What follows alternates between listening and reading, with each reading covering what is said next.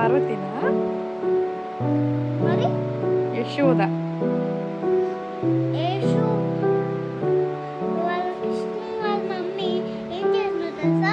దాని కోపం వచ్చి చెవు పట్టుకొని ఒక డార్క్ రూమ్ లో అట్లా పడేసింది.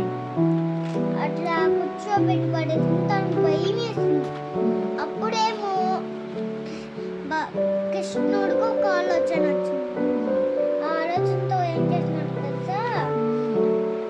ఆ ఆలోచనతో కృష్ణుడు దాన్ని అక్కడే ఉంటాడు అసలు అక్కడే కానీ వాళ్ళమ్మ విండోలోంచి బయటికి చూస్తుంది. కానీ విండోలో ఏమవుతుంది తెలుసా? విండోలో బయట చూస్తుంటే కృష్ణుడు వాళ్ళ ఐదు చేతులతో ఆడుకుంటున్నాడు. కానీ అసలు ఒకసారి దాక్కుండా చూసలు వచ్చింది. అక్కడే ఉన్న కృష్ణుడు కానీ భగవద్గీతలో కృష్ణుడు చిన్నపిల్లలతో ఆడుకోవడం ఎలా వచ్చింది? భగవద్గీత వేరు కదా. అవును. మరి చిన్న కృష్ణుడు గురించి చెప్తున్నావు నువ్వు భగవద్గీతలో. చిన్న కృష్ణుడు కాదు. మరి అర్జునుడు ఏమయ్యాడు? భగవద్గీతలో ఉన్న అర్జునుడు ఏమయ్యాడు? అర్జునుడా?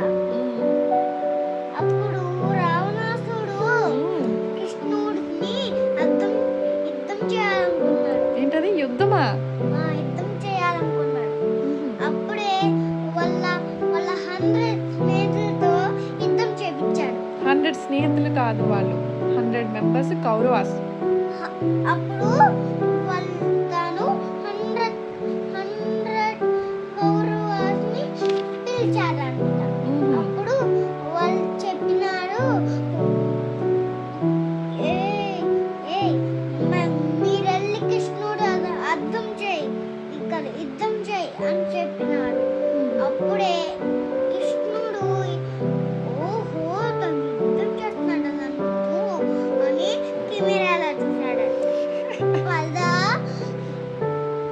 అప్పుడు కృష్ణుడు వాళ్ళందరినీ కొట్టాలని వాళ్ళు యుద్ధం చేసేస్తున్నాడు. ఇంకా తానేం చేస్తున్నాడు తెలుసా? ఫైటింగ్ చేస్తున్నాడు.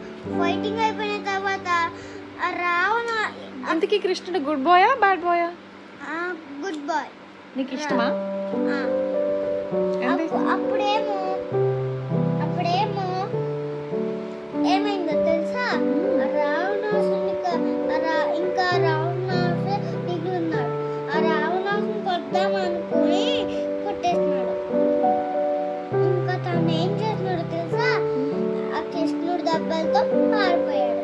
Very good, super. భగవద్గీతలో రావణాసుడు ఉన్నాడు, యశోదాంబి అందరూ ఉన్నారు. తర్వాత తన 5 స్నేహితుల దగ్గరికి వెళ్ళాడు. 5 స్నేహితుల పేర్లు చెప్పు. తన పేరు పాండవాస్. మర్చిపోయావా? తన పేర్లని పాండవాస్. 100 మెంబర్స్ ఎవరు ఉంటారు? అప్పుడేమో వాళ్ళు కృష్ణుడు క్లాప్స్ కొట్టి ఇంటికెళ్ళి వాళ్ళమ్మ చూసి నీకోసం వెన్న పెడతా కృష్ణదా అని కృష్ణకు చెప్పి